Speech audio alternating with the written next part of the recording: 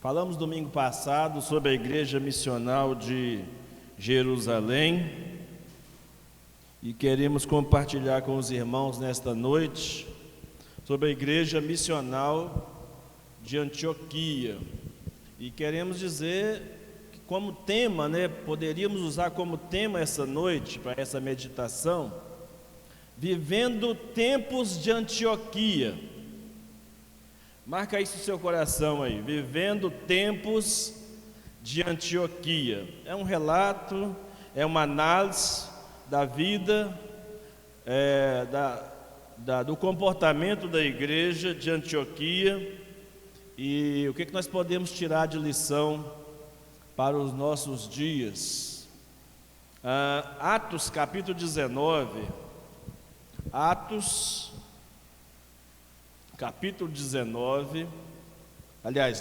capítulo 11, verso 19. Atos capítulo 11, versículo 19 em diante.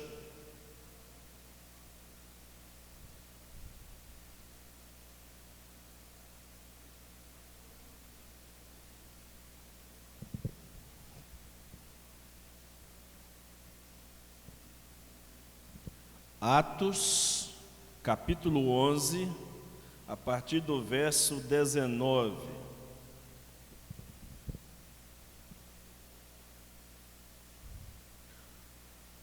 Todos encontraram, amém? Glória a Deus.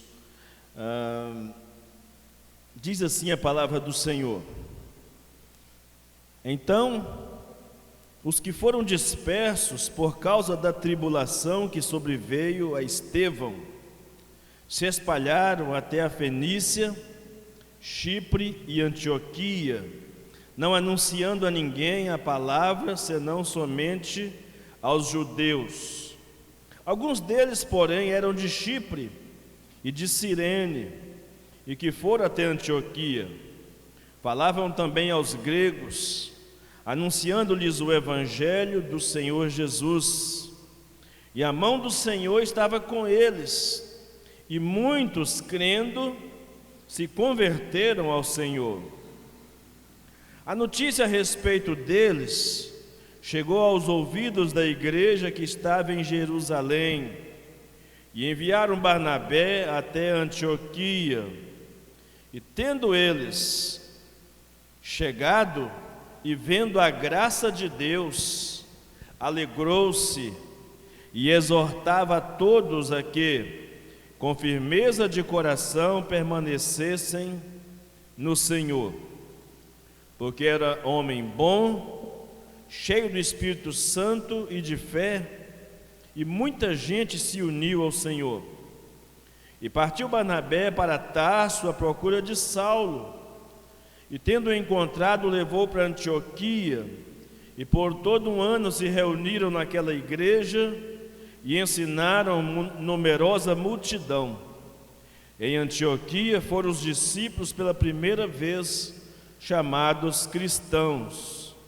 Naqueles dias desceram alguns profetas de Jerusalém para Antioquia, e apresentando-se um deles, chamado Ágabo, dava a entender pelo Espírito que estava para vir grande fome por todo o mundo, a qual sobreveio nos dias de Cláudio. E os discípulos, cada um conforme as suas posses, resolveram enviar socorro aos irmãos que moravam na Judeia. E o que eles com efeito fizeram, enviando-os aos presbíteros por intermédio de Barnabé e de Saulo. Amém. Eu quero ainda ler um outro texto com os irmãos, no capítulo 13. Capítulo 13, a partir do verso 1.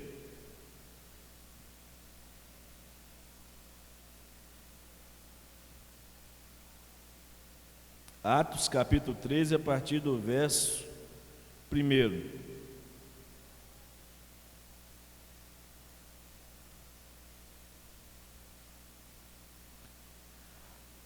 Havia na igreja de Antioquia profetas e mestres, Barnabé, Simeão por nome Níger, Lúcio de Cirene, Manaém, Colasso de Herodes, o tetrarca, e Saulo. E servindo eles ao Senhor e jejuando, disse o Espírito Santo: separai-me agora Barnabé e Saulo para a obra que os tenho chamado. E então, jejuando e orando, e impondo sobre eles as mãos, os despediram. Enviados, pois, pelo Espírito Santo, desceram a Seleucia e dali navegavam para Chipre. Chegados a Salamina, anunciaram a palavra de Deus nas sinagogas judaicas e tinham também João como auxiliar. Havendo atravessado toda a ilha até Pafos, encontraram certo judeu mágico, falso profeta, de nome Bar-Jesus, o qual estava com o procônsul Sérgio Paulo, que era um homem inteligente. E este, tendo chamado Barnabé e Saulo, diligenciava para ouvir a palavra de Deus. Mas opunha-se-lhe Elimas, o mágico, porque assim se interpreta o seu nome, procurando afastar da fé o procônsul. Todavia Saulo, também chamado Paulo, cheio do Espírito Santo, fixando nele os olhos, disse: ó filho do diabo, cheio de todo engano e de toda malícia, inimigo de toda injustiça, de toda justiça, não cessarás de perverter os retos caminhos do Senhor? Pois agora, eis aí está sobre ti a mão do Senhor, e ficarás cego, não vendo o sol por algum tempo. No mesmo instante caiu sobre ele névoa e escuridade, e andando à roda procurava quem o guiasse pela mão. E então o procônsul, vendo o que sucedera, creu, maravilhado com a doutrina do Senhor. E navegando de Pafos, Paulo e seus companheiros dirigiram-se a Perge da Panfilha. João, porém, apartando-se deles, voltou para Jerusalém. Amém. Só dando um detalhe, que esse João aqui não é o apóstolo João, é João Marcos, né? Um parente de Barnabé e companheiro, né? Iniciou a campanha missionária com Paulo, mas mostrou-se imaturo, e Paulo pediu que ele voltasse, né? Não era o momento para ele. Vamos orar ao Senhor. Senhor nosso Deus, nosso Pai, nós te agradecemos, porque a Tua palavra é a verdade, verdade que transforma, verdade que liberta, verdade que anuncia um estilo de vida na pessoa bendita de Jesus. Por isso nós queremos ouvir a Tua voz, para aprender exatamente como nós, como igreja, nós como crentes em Jesus, como cristãos, que devemos ser conhecidos assim, com a nossa maneira de viver diante de um mundo mau e perverso, onde somos chamados a resplandecer como luzeiros em um mundo corrompido. Fala conosco, nosso Deus, em nome de Jesus. Amém e amém. Na mensagem anterior, nós falamos sobre a igreja missional de Jerusalém, e de um modo geral, as características ou os valores essenciais que caracterizam a igreja de Jerusalém é o mesmo que vai caracterizar as demais igrejas do Novo Testamento, e não seria diferente com a igreja de Antioquia. E por que esse destaque inicialmente a Jerusalém, onde o Evangelho começou, vamos dizer assim, a proclamação das boas novas, e em segundo lugar a igreja de Antioquia, porque foi a primeira igreja missionária constituída na história. A primeira igreja que entendeu o senso de missão, porque a igreja de Jerusalém fez missões apenas aos judeus, mas não tinha entendido mesmo assim plenamente o senso da missão. Foi preciso uma perseguição para que a igreja, os cristãos fossem dispersos, os cristãos de Jerusalém fossem dispersos pelo mundo todo. Eu fico pensando, o que será que precisa acontecer conosco para que a gente anuncie o Evangelho do Senhor Jesus com todo o poder, com toda ousadia, com toda a coragem, com toda a obediência que cabe a um cristão? O que precisa acontecer conosco, meus irmãos? E a igreja de Antioquia, bem como as demais, entenderam perfeitamente que pelo menos duas coisas essenciais na existência da igreja os cristãos precisavam carregar. O primeiro deles era que o amor deveria ser prático. O apóstolo João também cansou de falar isso várias vezes. Não deveríamos, em hipótese alguma, amar só de língua, só de palavras, mas deveríamos amar com obras, com atitudes. O amor é mais do que uma teoria. O amor é vida, semear vida na vida do outro. Isso é que é amor. Não é uma teoria.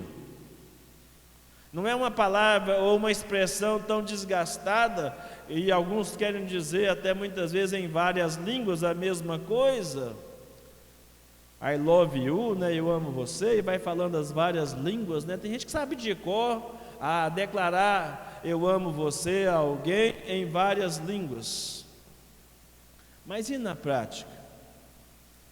O que de fato nós fazemos na prática, de modo sacrificial, e especialmente nos momentos mais críticos? Demonstramos mais amor às pessoas quando elas atravessam seus momentos mais críticos da vida.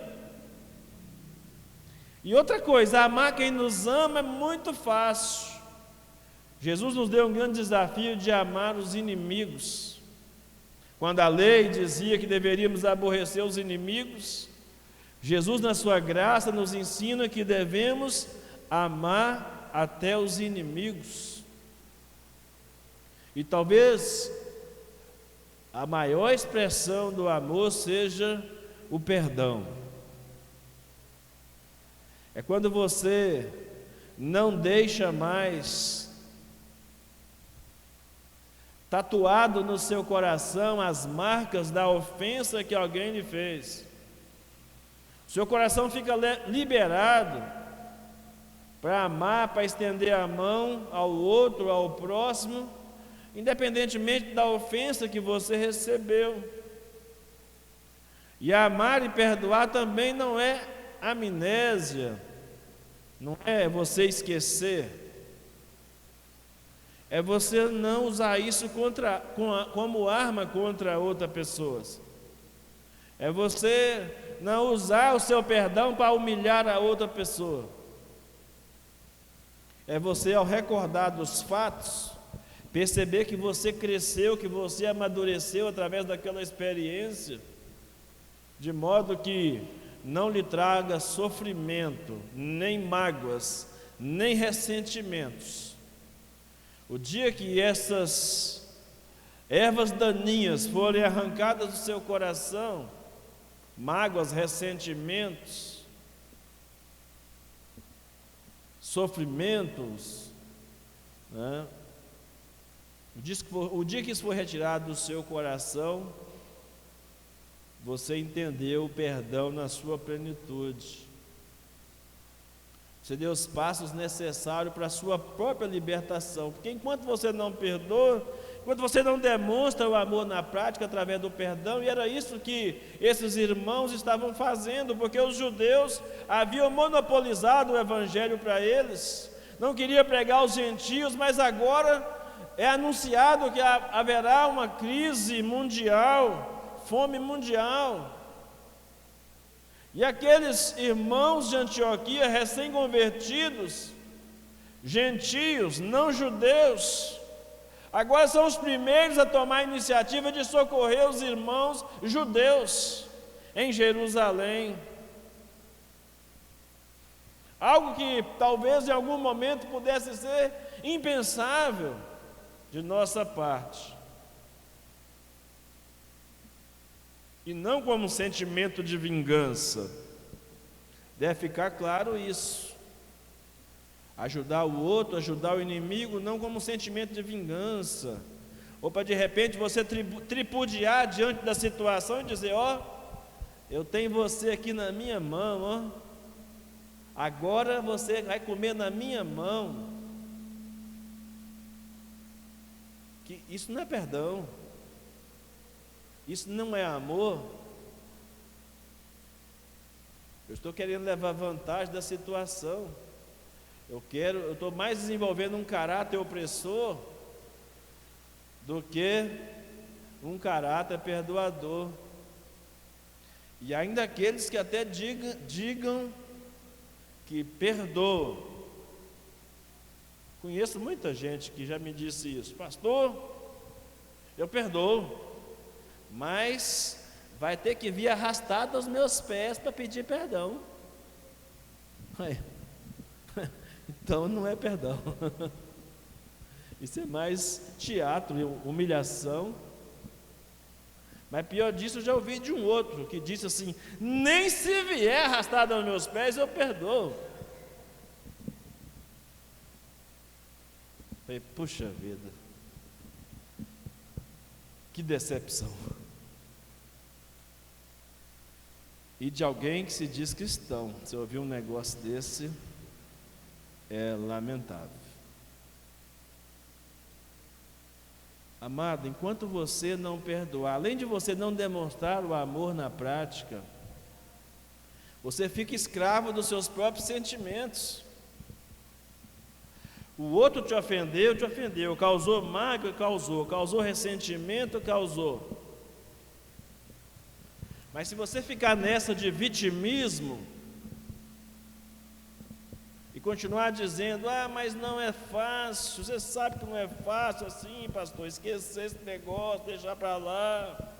Enquanto você ficar nessa, o prejuízo é só seu. É só seu. E os irmãos de Antioquia nos deram a grande lição. Apesar de serem rejeitados e renegados inicialmente pelos irmãos de Jerusalém, agora eles respondem com solidariedade. E talvez o perdão seja a maior manifestação de solidariedade que podemos dar ao próximo. E é nesses momentos mais críticos da sua existência ou da existência do outro, que quando nós compartilhamos o amor em ação, que Deus derrama a sua bênção sobre o nosso coração e nos traz crescimento, tanto individualmente quanto coletivamente. Uma igreja formada de cristãos que não perdoam é uma igreja que está fadada a não crescer. Uma igreja formada de cristãos que tem problemas entre si, mas não se resolvem, está fadada mais ao decréscimo do que ao acréscimo. E na história de Antioquia, irmãos, é uma coisa interessante, porque nos seus 300 anos antes, ou seja, quando começou o evangelho lá, eles representavam 0,002% da população. 300 anos depois, os cristãos de Antioquia representavam 50% da população. Houve um renovo, houve um crescimento, houve um grande mover de Deus naquele lugar, que eles passaram de 1.000 cristãos para 30 milhões de cristãos em 300 anos. Às vezes nós como igreja, nós caminhamos ou andamos numa corda bamba ou numa montanha russa, de sobe e desce, cai e levanta, e a gente olhando para a história das igrejas do Novo Testamento, as igrejas do Atos dos Apóstolos, as igrejas tinham um crescimento vertiginoso, estavam em ascensão, a ponto do escritor sagrado começar a dar número aos bois, vamos dizer assim, dar número ao crescimento, e depois não tinha mais palavras ou números que pudessem expressar o tamanho do crescimento da igreja.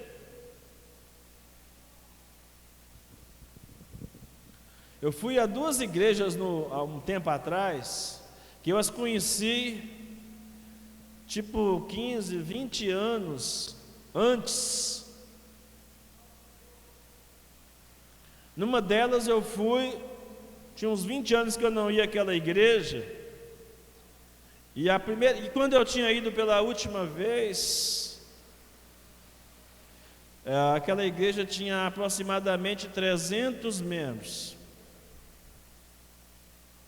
E eu fui lá 20 anos depois e ela tinha 300 membros.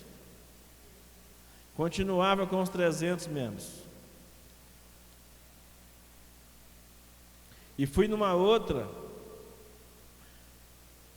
que eu tinha ido há uns 15, talvez, anos atrás.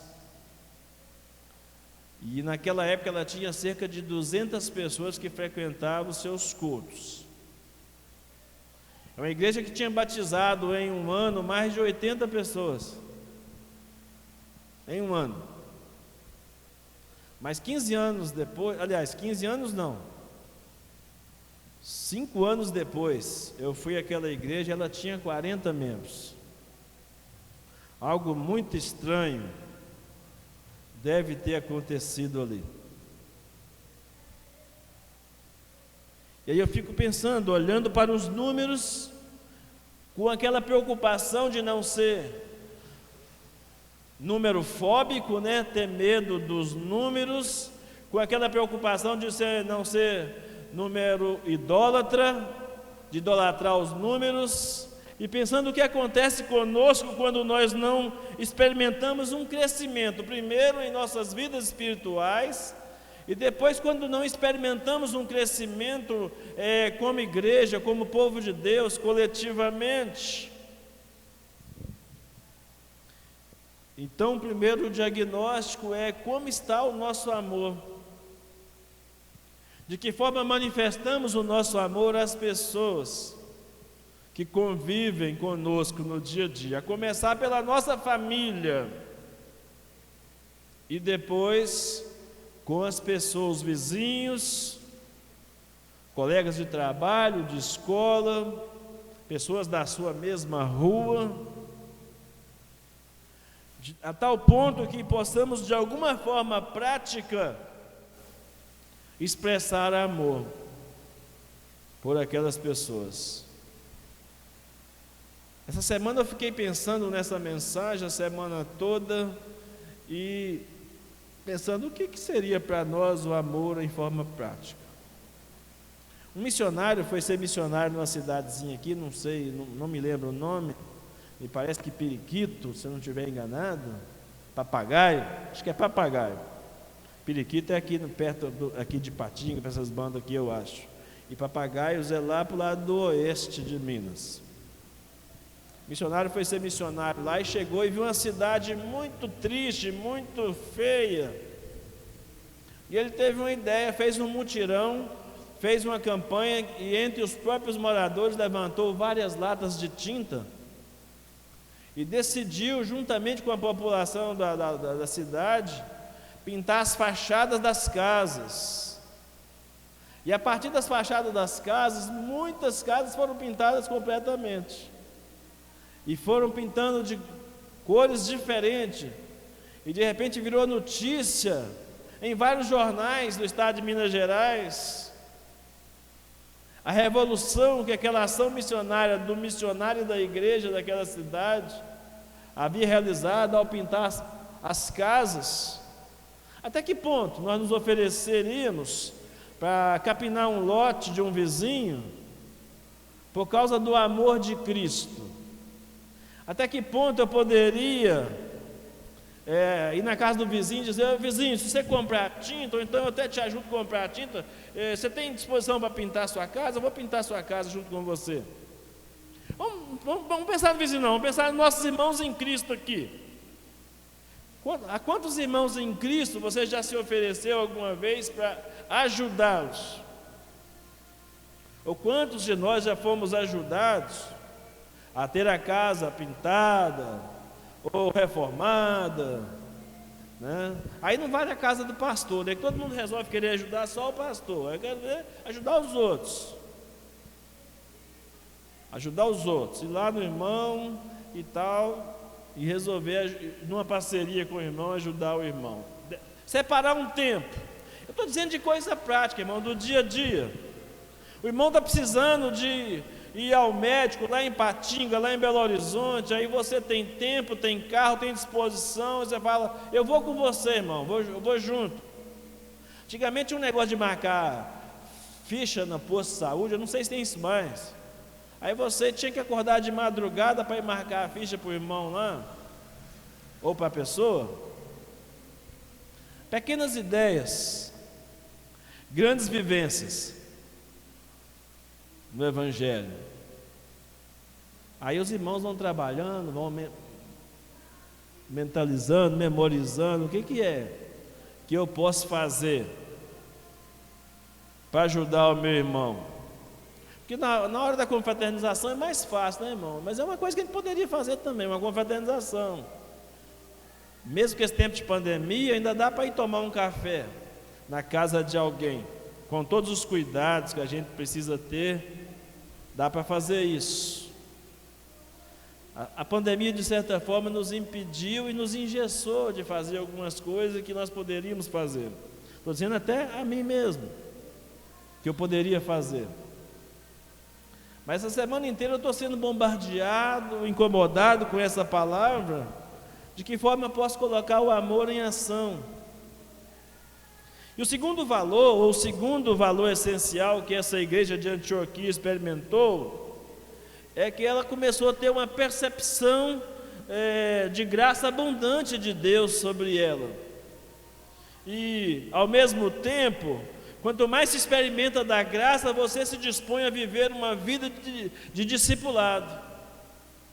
Uma vida em que você tem a alegria de compartilhar de Cristo e de acompanhar pessoas, de vivenciar o dia a dia do outro, de chamar alguém para crescer junto com você, no Evangelho, como nos tempos dos primeiros discípulos de Antioquia. E aqui a Bíblia diz que muitos aderiram àquele estilo de vida. Um detalhe que me chamou a atenção, no capítulo 11 que nós lemos, no verso 21, que diz que a mão do Senhor, quando eles anunciavam o Evangelho de Jesus, verso 20, diz que a mão do Senhor estava com eles, e muitos crendo, se converteram ao Senhor. Então, crer é diferente de converter. Crer é um assentimento mental que precisa descer ao coração para transformar isso em ação.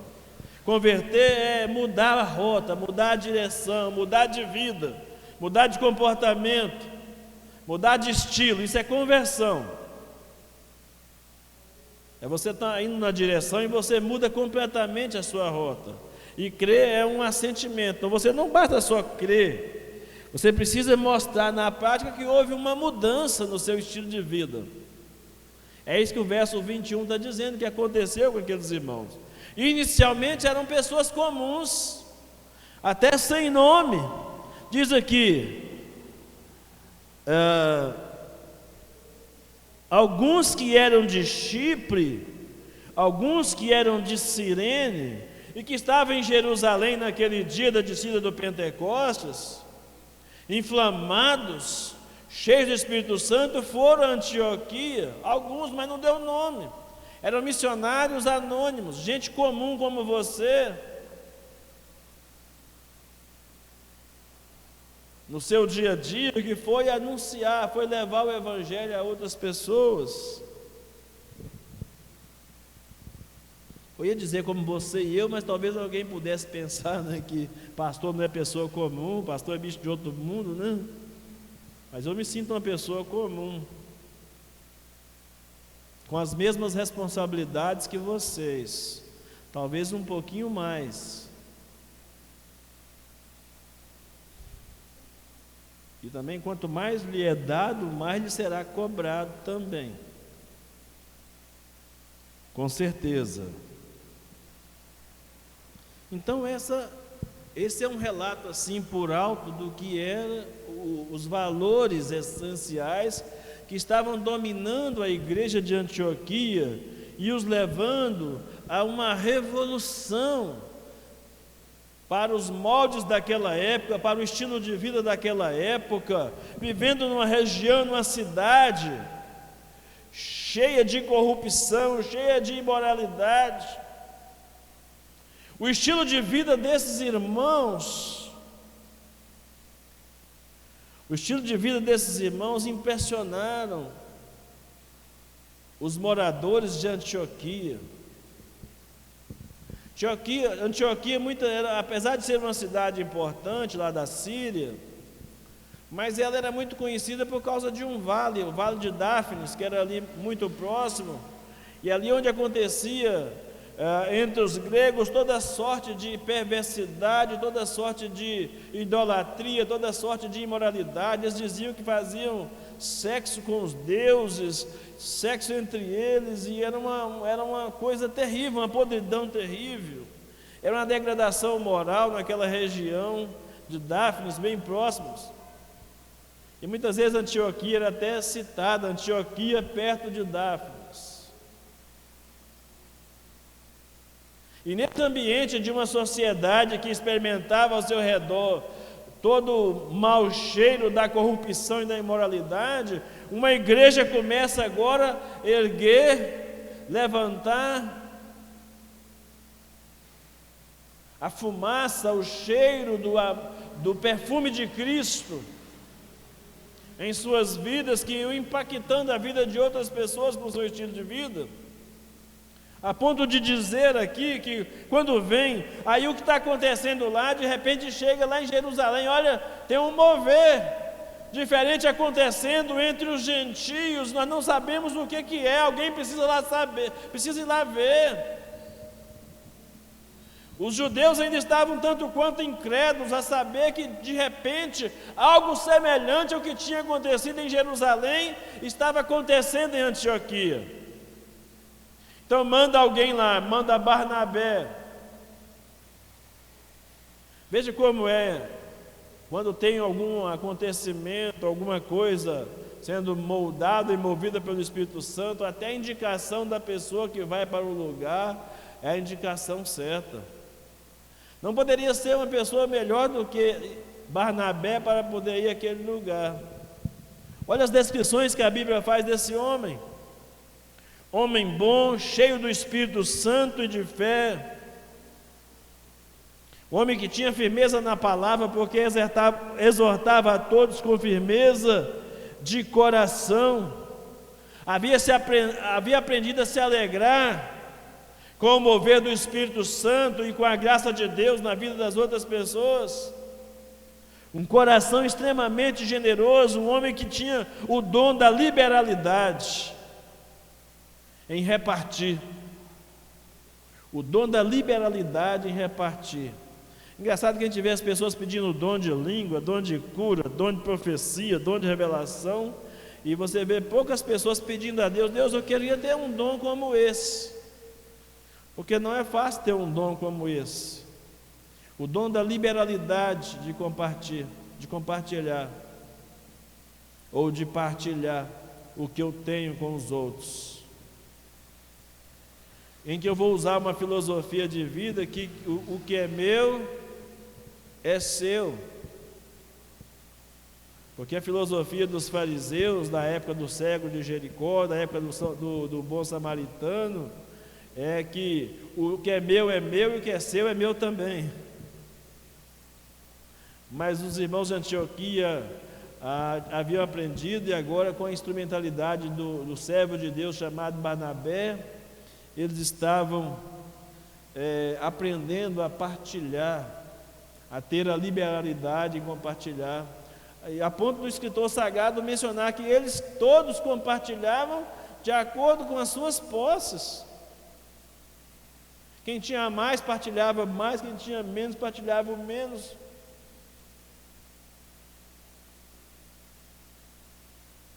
Eu costumo dizer que não tem ninguém que seja rico demais, que seja tão insensível que não pode compartilhar um pouco com alguém. Mas também não existe ninguém que seja pobre demais que não pode dar nada.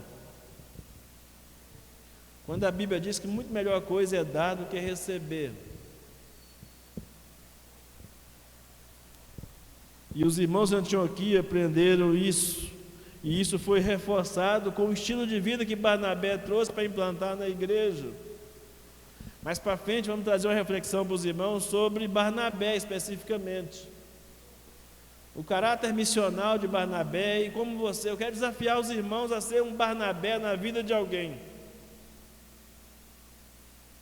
Você fazer um compromisso no ano de 2021 de adotar uma pessoa, para você ser um Barnabé na vida dessa pessoa.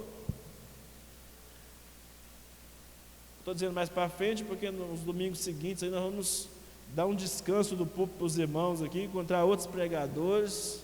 Tentei encontrar alguém para fosse mais gracioso com os irmãos hoje, não pegasse tão pesado, né? Mas não achei. Mas eu acho que tudo tem um propósito.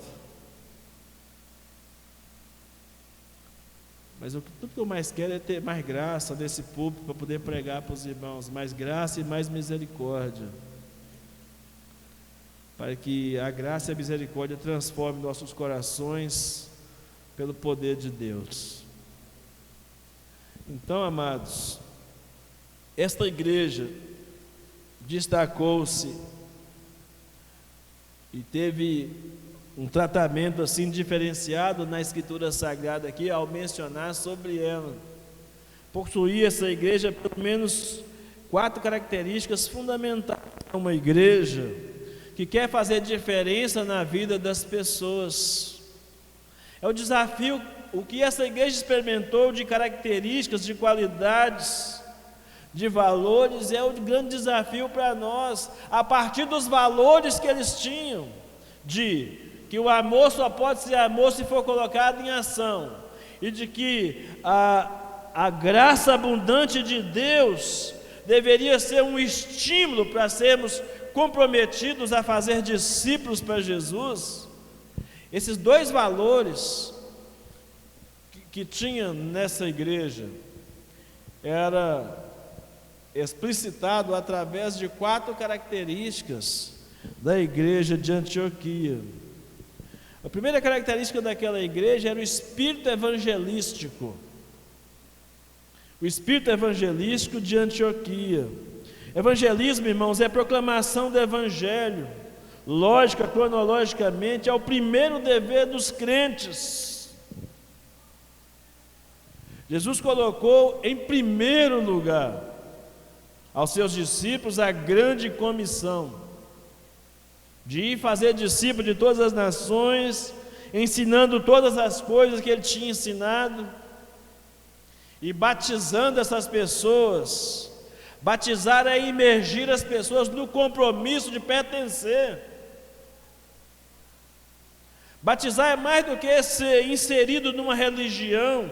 Batizar é mais do que ser inserido numa igreja ou no hall de membro. Batizar é ter o sentimento do pertencimento do grupo. Eu faço parte desse grupo, eu testemunho as nações, eu testemunho aos meus familiares, eu testemunho as nações que eu como batizado, ou eu como um batizando, ou eu como um batizador, eu faço um compromisso de pertencimento ao grupo, eu me identifico. O batismo cristão é a identidade, não com uma religião, mas a identidade com o grupo. E quando você vem de uma outra denominação e você concorda com as doutrinas que são pregadas na igreja, você também dá um voto de concordância e também de pertencimento para esse grupo.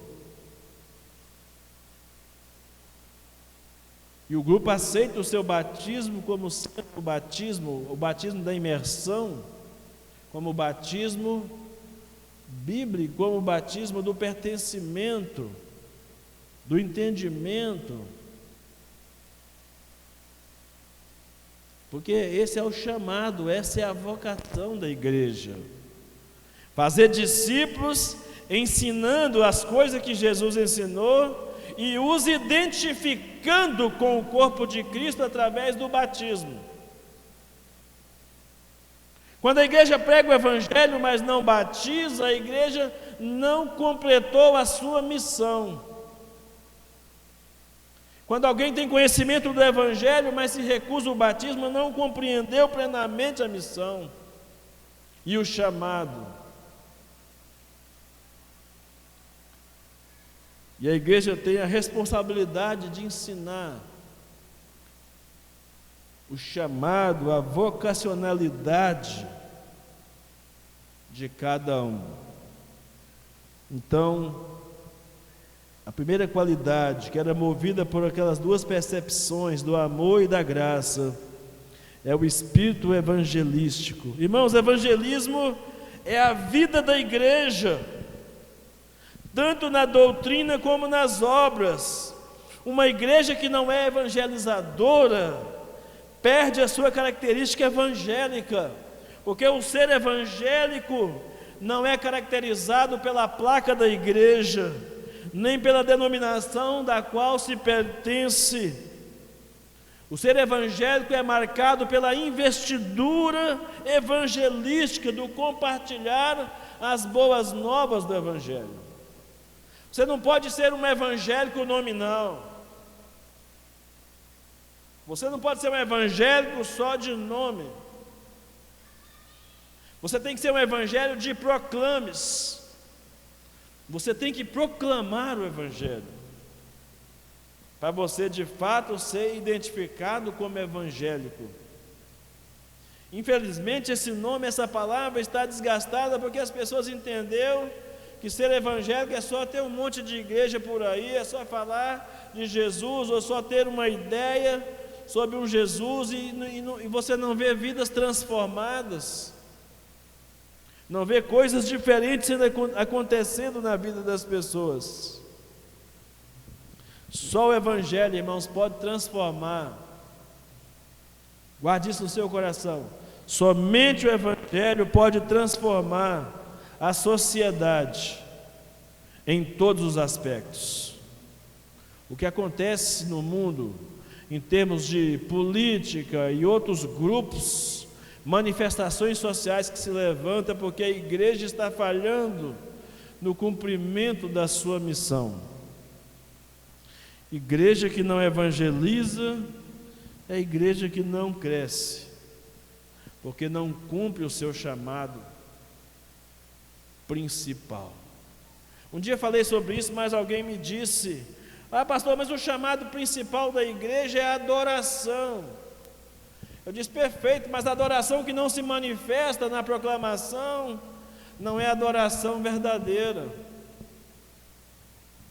é só cantoria. Adoração que não proclama é só cantoria. A segunda característica dessa igreja de Antioquia é a liberalidade em contribuir. E aqui eu aprendo com os irmãos de Antioquia, irmãos, que um coração abrasado pela graça de Deus é um coração naturalmente generoso em relação às necessidades humanas. Quer perceber o percentual ou o nível de graça de uma igreja, é observar o mover na tesouraria da igreja, o mover nas questões sociais.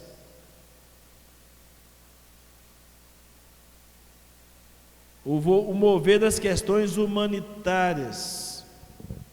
O problema financeiro de qualquer igreja bíblica é um problema espiritual. Veja o que aconteceu nessa igreja de Antioquia, que aparentemente não estava preparada como os irmãos de Jerusalém, que eles aprenderam a juntar tudo, vender, revender, guardar, repartir aos que tinham mais necessidade. Mas eles não estavam começando agora, mas quando houve o profeta Ágabo falando que viria tempos difíceis agora, eles que não tinham nada aparentemente preparado, resolvem compartilhar as suas posses, para que aqueles irmãos na Judéia não padecessem necessidade. Certamente Barnabé encabeçou a lista, porque Barnabé tinha um coração com liberalidade para contribuir. Crente, guarda isso no seu coração, crente alcançado pela graça, tem prazer em contribuir financeiramente para o reino de Deus. É o que acontecia com essa igreja de Antioquia. Crente mesquinho não pode ser crente que viu o mover da graça no seu coração.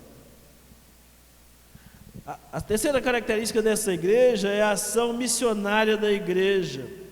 O caráter missionário dessa igreja é impressionante, irmãos, porque eles pensavam em missões, não apenas em missões local, mas na direção do Espírito Santo, pensavam em avançar as nações.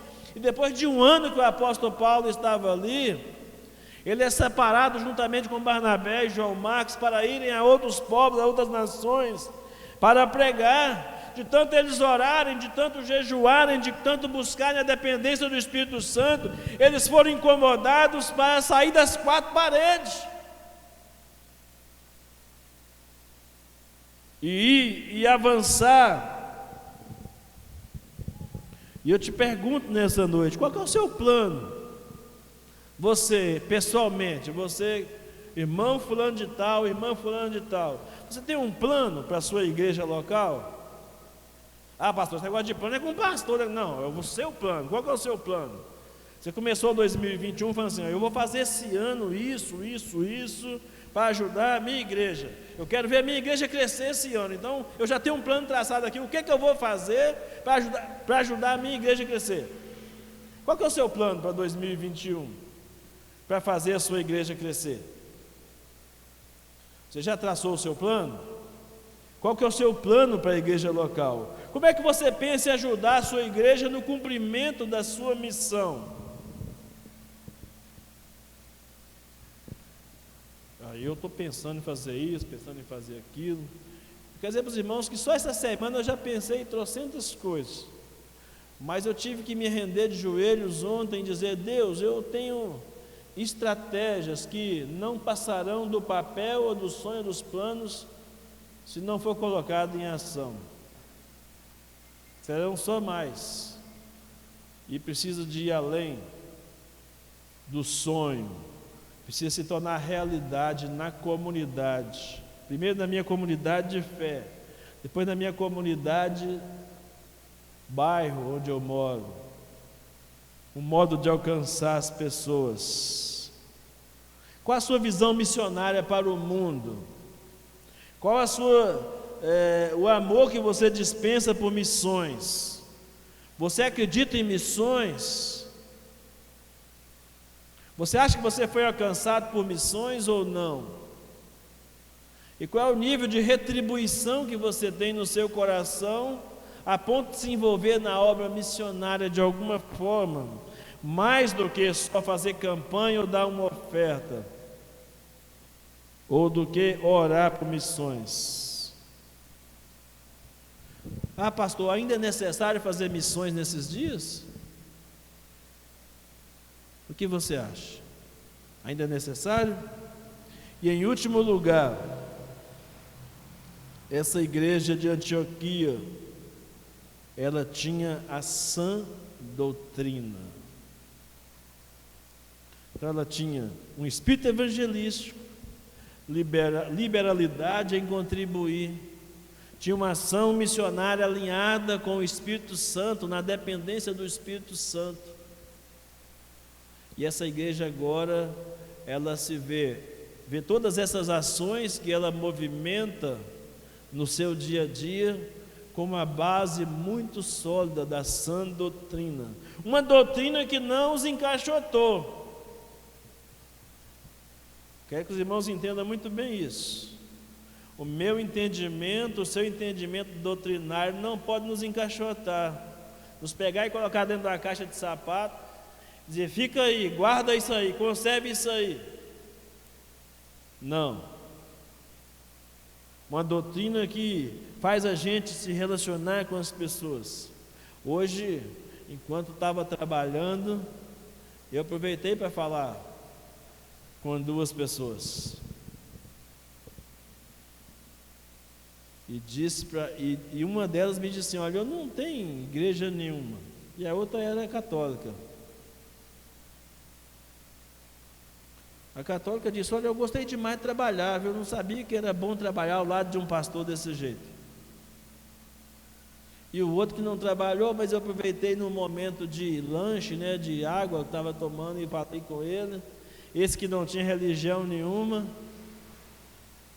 Ele me fez uma pergunta, eu queria saber se essas igrejas evangélicas tudo é do luterismo. Ele até usou essa expressão do luterismo, aí eu tive 5 minutinhos para explicar para ele o que era, um pouquinho de história sobre a reforma protestante, e a partir de ali o cara se tornou um amigo. E agora eu estava vindo embora, irmão, já atrasado para ele chegar em casa para tomar um banho, para chegar aqui.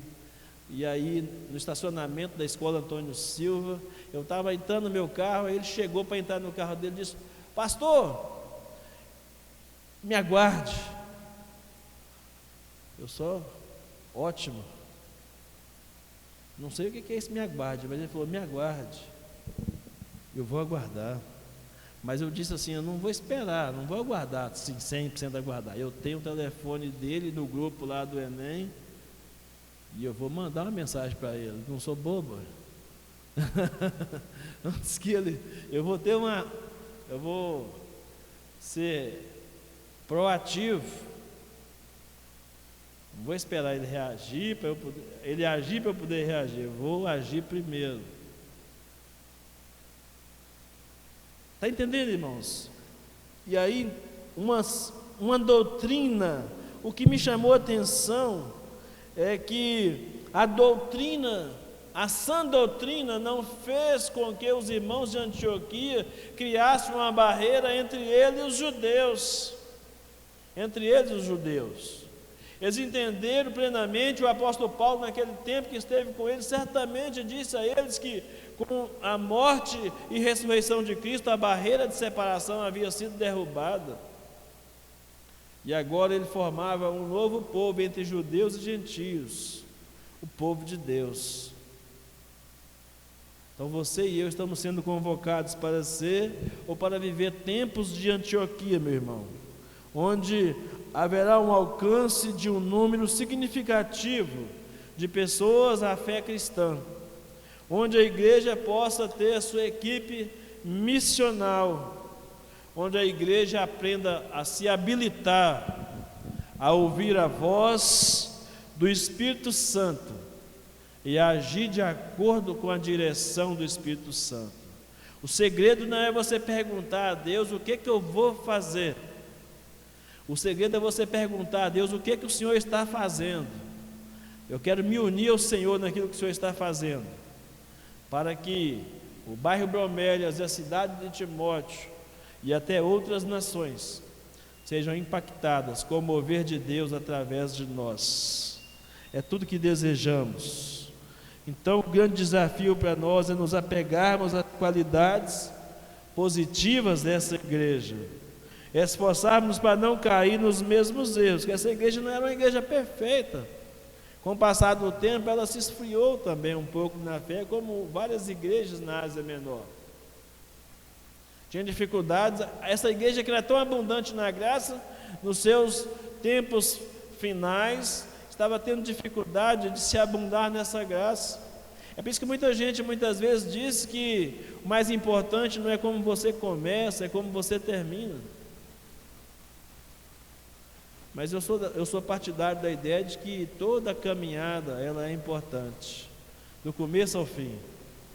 Você tem que começar bem, caminhar bem por toda a sua jornada, para que você tenha a habilitação do Espírito Santo para terminar bem a sua jornada e chegar como o apóstolo Paulo chegou. Completei a carreira e guardei a fé. Combati o bom combate, completei a carreira e guardei a fé. Amém? Que Deus nos ajude a ser essa igreja de Antioquia. Possamos viver tempos de Antioquia, no bairro Bromélias, na cidade de Timóteo, Minas Gerais. Amém? Vamos orar, agradecer a Deus por essa palavra.